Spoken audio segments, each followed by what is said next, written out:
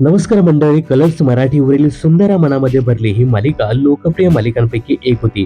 या मालिकेमध्ये समीर परांजपे आणि अभिनेत्री अक्षय नाईक यांनी प्रमुख भूमिका साकारल्या होत्या. या मालिकेतून ही दोन्ही पात्र घराघरात लोकप्रिय झाली. सुंदर मनामध्ये भरली ही मालिका संपल्यानंतर अभिनेता समीर परांजपे हा स्टार प्रवाहाच्या थोडं तुझं आणि थोडं माझं या मालिकेत दिसला होता. पण मालिका संपल्यानंतर अक्षया फारशी कुठेही दिसली नाही.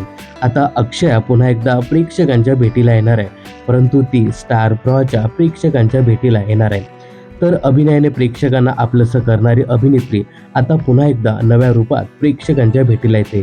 परंतु अक्षया ही कुठल्याही मालिकेत नव्हे, तर एका कार्यक्रमाचं सूत्रसंचालन करताना दिसणार आहे.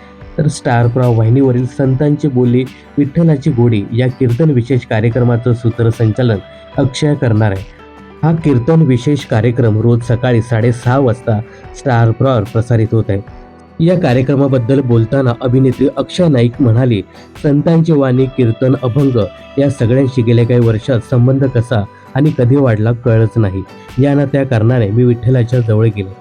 2024 मध्ये वारसा कीर्तनाच्या या कार्यक्रमाचं निवेदन करायला मिळालं, तेव्हा नव्याने विठ्ठलाशी जोडले गेले. तेव्हापासून त्याने माझी साथ सोडली नाही.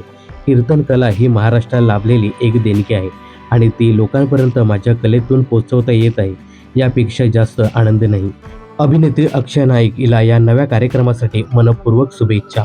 मनोरंजन क्षेत्रातील अशाच फिल्मी अपडेट्स जाणून घेण्यासाठी चॅनलला सबस्क्राईब करायला विसरू नका.